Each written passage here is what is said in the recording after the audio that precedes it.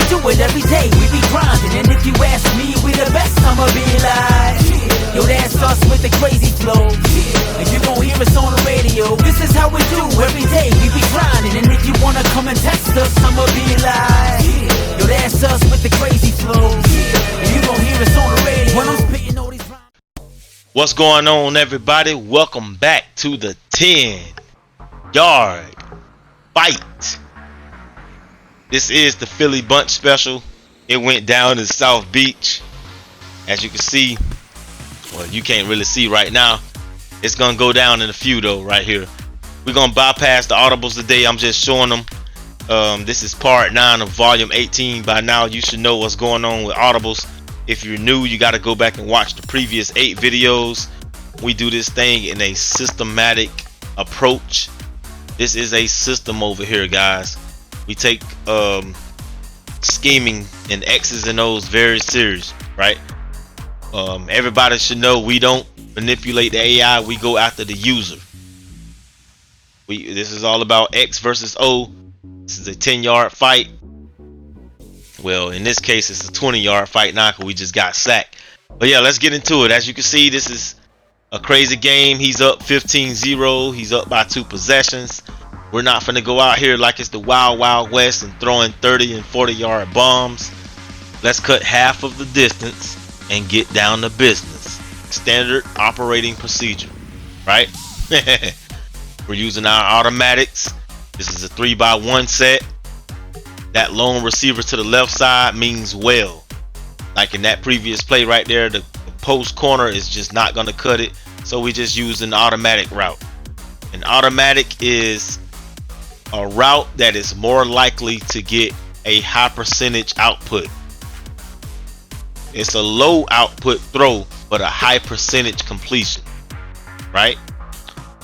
Run plays, the DBs are going to take back steps when they're calling zone plays, so that's why we run the ball.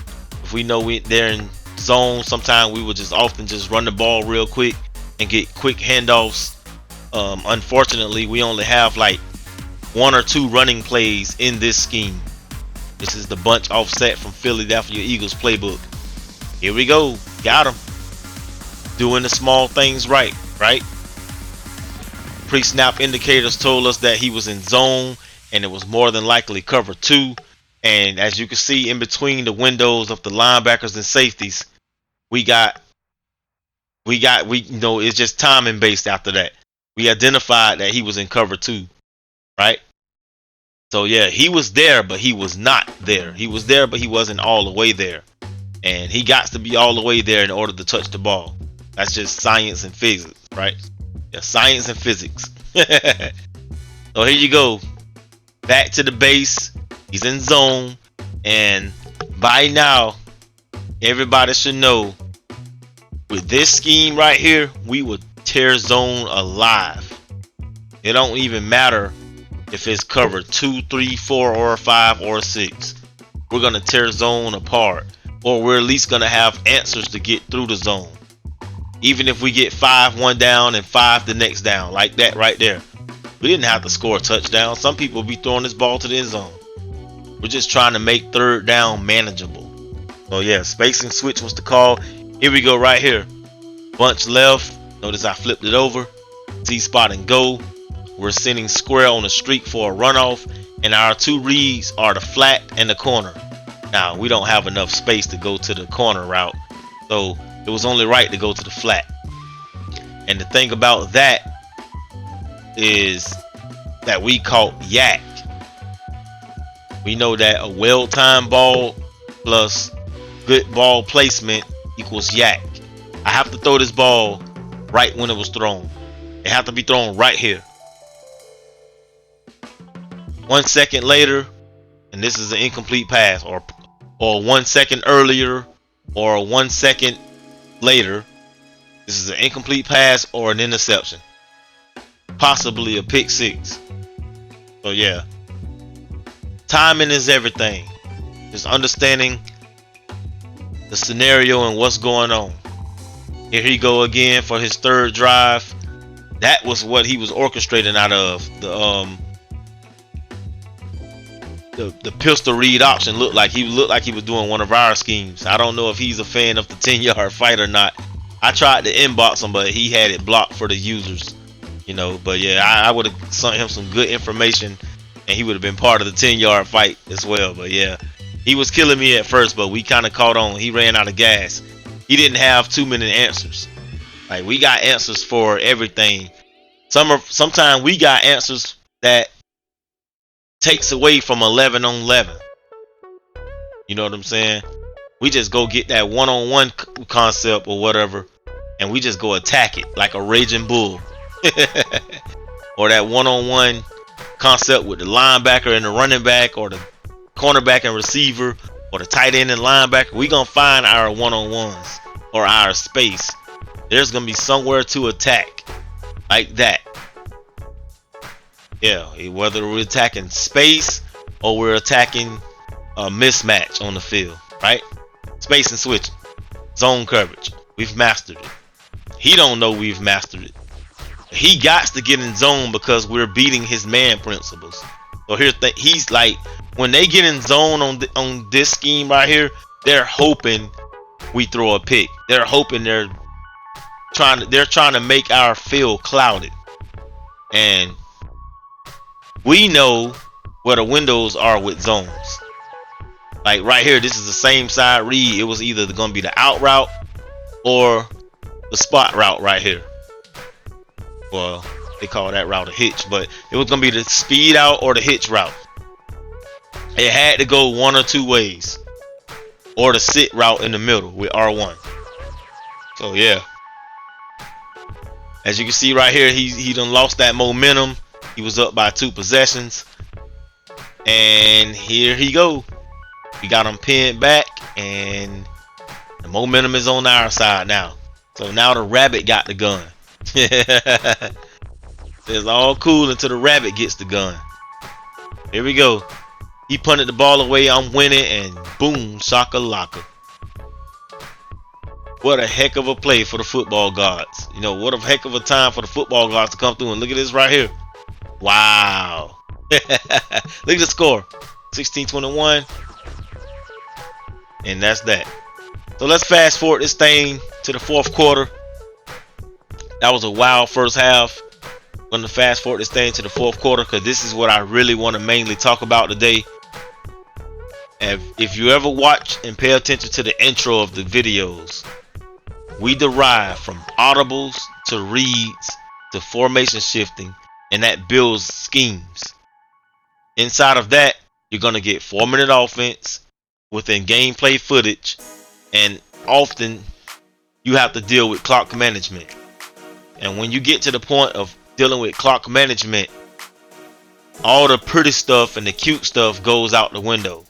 It's literally just X for O, tick for top, get the clock. The whole scenario of the game changed because it's situational football now. Like, it's 4 minutes left on the clock in the fourth quarter. Some guys will go bomb away still and then try to win the game like that. Me, if you play your cards right here, this game is over. It's about like literally playing cards. Have you ever played spades before? Anybody play spades?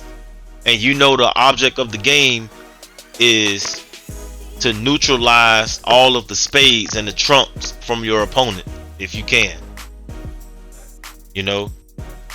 So yeah, that's the game. And his spades and trumps would be compared to having timeouts.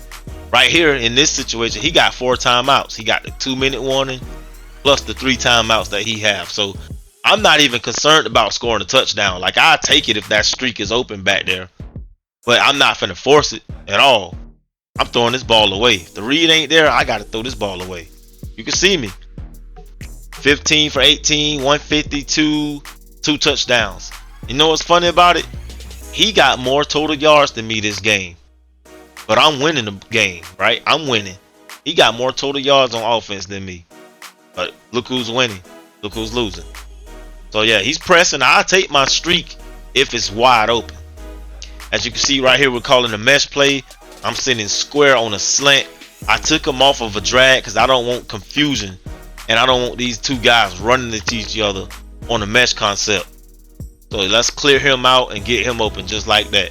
I literally lost the game on the goal line before because the two mesh guys ran into each other before, and I threw a pick to the linebacker on the goal line right when I was finna win the game. I should make a video of that, but I don't know, man. I should make a video of that whole game, but yeah, man. So that's what's going on. As you can see, it's 2 minutes left. I'm not trying to give this ball back. You know, this is the way you're supposed to play football right here. This is football right here. You watch them high intense college games, this is what they be doing. Yeah, it might be boring, but this is how you play. As you can see right here, he caught a great play. He was in the zone this time. He finally dialed up something to stop space and switch, because we've been killing him with space and switch. So he finally called something good, and he's yet to use one of those timeouts, and I'm getting kind of agitated because my goal was to make him use these timeouts. And look at this, we call a read option, and his guy on the outside played both parts of the concept. He played the quarterback and the running back. I get mad every time I watch that play.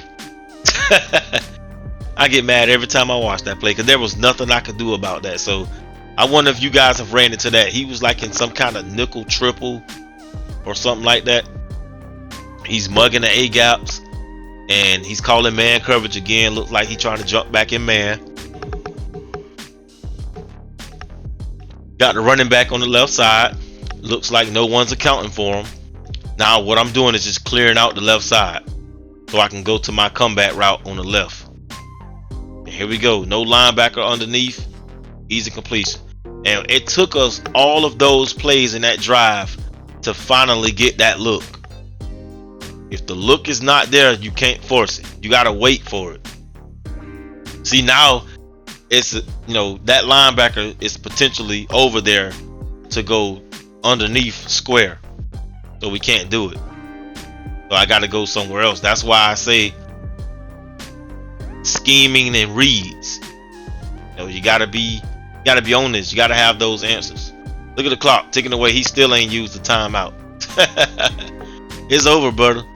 You waited too long, man. So anyway, I ended up kicking the field goal. He ended up stopping me. I couldn't get nothing. He started using the timeouts. He kind of gave up a little too many first downs because it don't equate with the game clock that he have left. Like in a situation like this, the timeouts, play calling, the play clock, the yards, all that plays into a factor. And that's what made it like me and him was playing a mental game. Like we were playing a game within a game. As you can see, I'm up 32-27. This was a very intense game. This was high scoring affair. It was a mental battle. You know, it was about who was going to make the less mistakes, and we got it, guys. All right, man, that was another one. I'll see you in the next one. This is how we do it every day. We be grinding, and if you ask